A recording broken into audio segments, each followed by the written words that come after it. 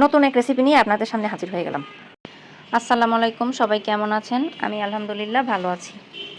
তো আমি আজকে একটা নতুন রেসিপি আপনাদের সাথে শেয়ার করতে আসলাম, যেটা আমি কখনো বানাইও নি, খাইও নি, এই ফার্স্ট টাইম। আপনারা খেয়েছেন কিনা জানি না, যদি খেয়ে থাকেন তাহলে কমেন্ট বক্সে জানাবেন। তো প্রথমে বাঁধাকপিগুলি বড় বড় করে কেটে নিয়েছি, তারপরে এটার মধ্যে বেশি করে লবণ দিয়ে মেখে কয়েক ঘন্টা রেখে দিয়েছি। এই বাঁধাকপি দিয়ে পানিটা ছাড়বে, পানিটা ওই লবণ পানিটা ফেলে নর্মাল পানি দিয়ে ওয়াশ করে নিতে হবে ভালো করে। তারপর একটা ছাঁকনিতে রেখে দিতে হবে যাতে পানিগুলো ঝরে যায়।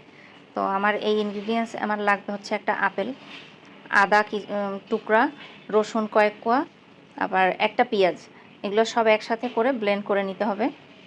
আপনারা চাইলে ব্লেন্ডার কাঁচা পানি না দিয়ে অল্প সামান্য সিরকা দিয়ে ব্লেন্ডার করতে পারবেন।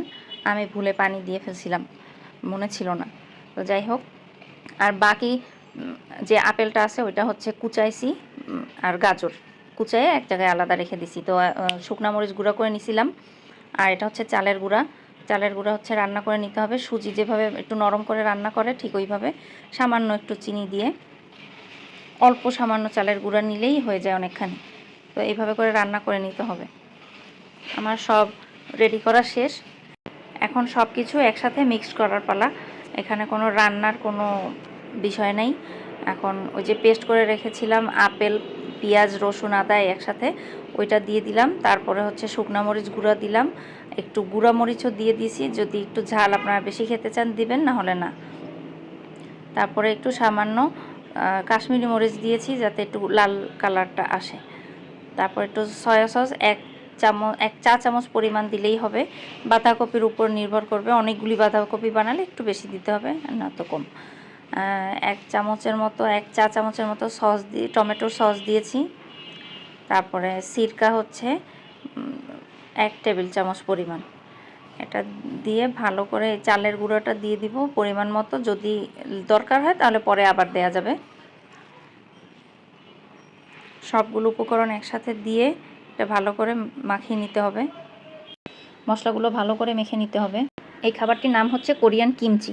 ভালো করে মাখানো হয়ে গেলে তারপরে কুচানো আপেল, গাজর এগুলো দিয়ে দিতে হবে।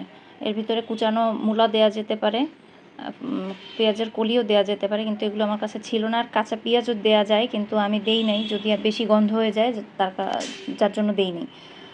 তারপরে বাঁধাকপিগুলো দিয়ে দিতে হবে, পানি ঝরানো আছে ভালো মতোই, এটা ভালো করে ধুয়ে পানি ঝরাই রাখছিলাম। তো এই বাঁধাকপি দিয়ে ভালো করে মাখিয়ে নিতে হবে যাতে সব মশলাগুলো বাঁধাকপির গায়ে লাগে এবং ডুবা ডুবা থাকে। আর লবণটা একটু দেখে নিলে ভালো হয়, একটু লবণ লবণ থাকে তো জিনিসটা, লবণ লবণ হালকা টকটক, তো খেতে বেশ ভালোই লাগে। এটাকে বক্সে ভরে আপনি ফার্মেন্টেশনের জন্য 1 রাত রেখে দিতে হবে। তবে আমি রাতে রাখিনি, দিনের বেলা বানাইছি, আমি কয়েক ঘন্টা বাইরে রেখেছি, তারপর রাতে আমি ফ্রিজে রেখে দিছি, কারণ যদিও অনেক নষ্ট হয়ে যায় বা কিছু বিদেশি স্টাইলে তো আমরা খেতে পারবো না, যার কারণে ফ্রিজে রেখে দিয়েছি। এখন আপনাদের কাছে কেমন লেগেছে জানি না, তবে আপনারা ট্রাই করে দেখতে পারেন, খারাপ লাগে না, ভালোই লাগে। নুডলসের সাথে খুব ভালো লাগবে খেতে, মানে চাইনিজ যে কোনো খাবারের সাথে এটা খেলে ভালোই লাগবে। তবে এটা বেশি দিন রাখা যাবে না, 1 মাসের মধ্যেই খেয়ে শেষ করে ফেলা ভালো। তো আমার রেসিপিটা আপনাদের কাছে কেমন লেগেছে জানাবেন। আপনারা সবাই ভালো থাকবেন। আল্লাহ হাফেজ।